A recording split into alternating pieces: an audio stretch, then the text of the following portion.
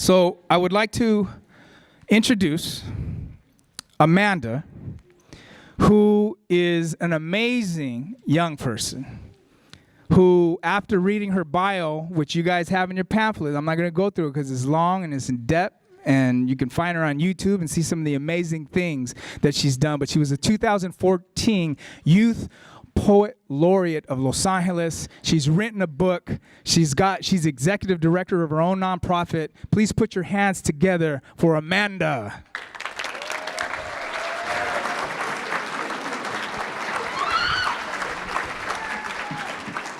Before I read my poem and kind of hand it off, I kind of wanted to say a bit about me. As Fidel said, I am the first ever Youth Poet Laureate of Los Angeles. And that came at a moment when the city of Los Angeles said we needed a young voice that could kind of be a representative and advocate for change in Los Angeles. But when I got that award and I became laureate, I didn't just want that power to be given to myself. I wanted to create a platform for other young people to be able to advocate and have a voice as well. So as Fidel said, I started my own nonprofit called One Pen, One Page. And what we do is we use the power of storytelling and creative writing to advocate for change in our areas. And we're a entirely teen-led group. So please be inspired today. Please bring what you hear back to your communities and know that you can make a difference.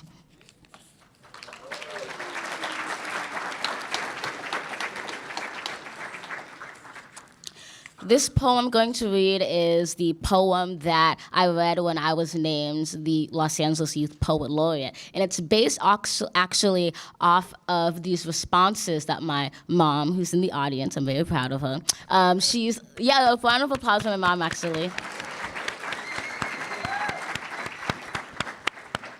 And she is a teacher, and she basically asked some of her students to write what stresses them out.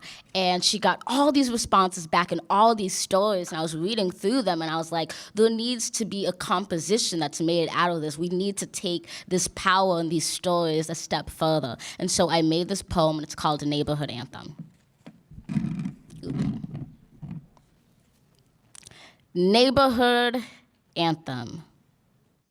I sing a neighborhood anthem for the voiceless. The 6th grade students my mother teaches in a Watts public school, I hope for the misunderstood. These students who respond to the essay question, what stresses you out? With hushed tales of sisters killed and mothers scraping along the poverty line with nails jagged from impending defeat. I dream for the broken dreamers and ask for the unquestioning. These students who are taught to mold to a preset pose of poverty and ignorance, the skin color question, but they never do the questioning, because what hope is the questioning? A past and the hope that it won't be repeated. If this is life, this is pattern, this is future. But listen to the neighborhood anthem, its obstinate hope. Listen, listen, it will sing blessed truths. It will say, it will sing to you, whose mama left you at 2 months and has only given you one static-filled phone call with golden how are yous. Do not double think yourself into mama's fantasy, but think of the priceless hugs and diamond moments you will stone set into your own daughter's smile. The anthem will sing to you. Daddy shook the life out of baby sister. Do not forget her laughter as time tells you to do, but let the memory of the tenderness of her infant flesh strengthen you to grasp your identity. Take that embryo wire strangling your heart and plunge it into your larynx to tell your father never again. The anthem will sing to you, who longs for true papa, but he was shot and killed in Mexico. Do not stay silent as arreglos de tu angustia in the sight of his blood. Y para el dia de los muertos no arreglas solo flores, but also your blooming love that didn't die with him. The anthem will sing to you, who must listen to the symphony of gunshots outside your window with the chimes of your sister's screams. Do not substitute the notes in the back of your spine for your neighborhood's crescendo of poverty. Let your heartbeats be a percussion of hope. The anthem will sing to me. stained black with the speech impediment and R's that would sag from my lips and trip me on this unforgiving path. Amanda, drop your R's, but do not drop your volume. Go on smiling, Amanda. Go on writing, Amanda. Go on dancing, Amanda. Speak it, yell it, sing this neighborhood anthem.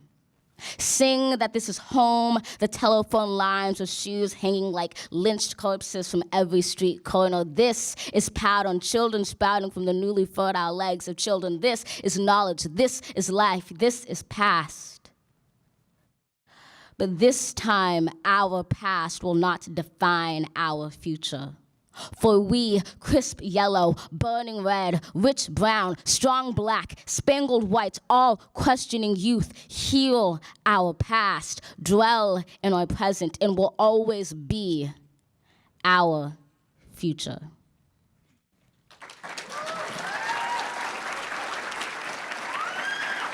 Thank you.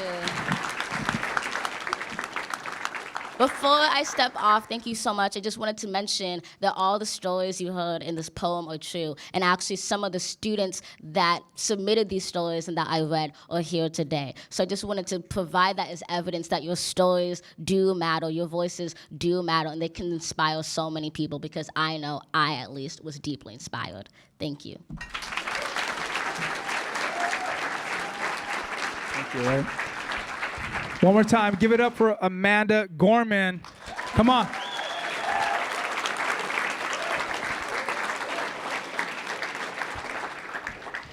I wish I was where she was at my age, at that age. Seriously, I was lost, okay?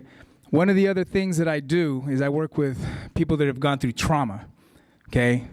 Los Angeles, South LA, just came out with a report from USC that says 35% of all young people that grow up in that neighborhood around USC will suffer PTSD.